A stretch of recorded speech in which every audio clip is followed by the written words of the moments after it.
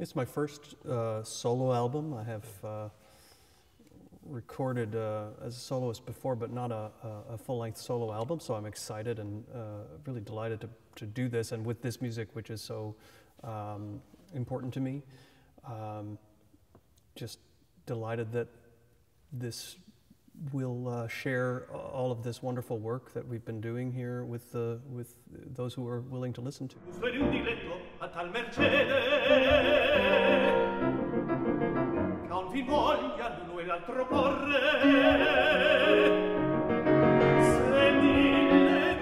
I guess my first Britten experience was to sing Albert Herring in my undergraduate study, and to go on and do the serenade for tenor, horn, and strings in my graduate study in Scotland, and just continued from there. So I did a lot of the operatic work and the art song work and so on. So it's been most of my singing life.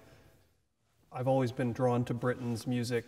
He's written such wonderful vocal lines for tenor voice, of course, because he wrote so many wonderful things for Peter Pears. And I think what I enjoy most about Britten's music is that he consistently chooses the highest level poetry to set, and he really, I think, is the successor to Schubert in that he really composes the poem itself. He doesn't just reflect on the poem, he gets into the sound of the poem and makes that audible in music. So that really draws me to it. And so I've always performed a lot of Britten since my student days. And JJ and I have then done a lot of these cycles in performance, and we've always wanted to put them down on record.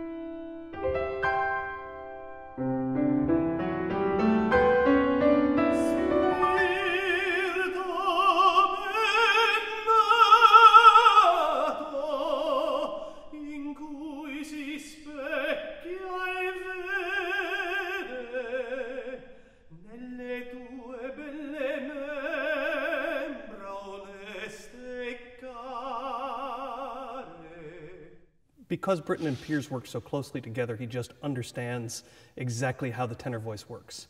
And his particular choice of vowels on particular notes just work in the same way that some of the great Italian composers did with in opera and Verdi and Rossini. And so I think that that's why they're such a pleasure to sing, because they just work. In terms of these particular cycles, I just think the poetry itself is so remarkable, and I think it's interesting because really good poetry sometimes poses a challenge to composers, and Britten just finds a way. It actually enhances the poetry in a way. I heard about Malcolm through J.J. Penna, who's playing piano on this wonderful album. And JJ, I know, has worked with Malcolm in the past with my colleague Elam Ely on recordings, and I know that Malcolm has worked with our choirs here at Westminster Choir College, and I always have been hearing these wonderful things about his work, so I said, well, why not give this guy a try, and it's certainly been a wonderful choice, and I'm delighted to be working with him. I think it's great to have a young American tenor, because you are young, doing this repertory. It's great for British music, and you should do Purcell next. Yes.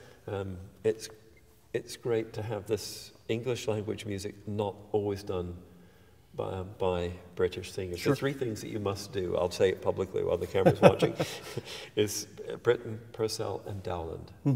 Absolutely. Lovely. And that fits in with the Dunn era. Sure. We need to hear these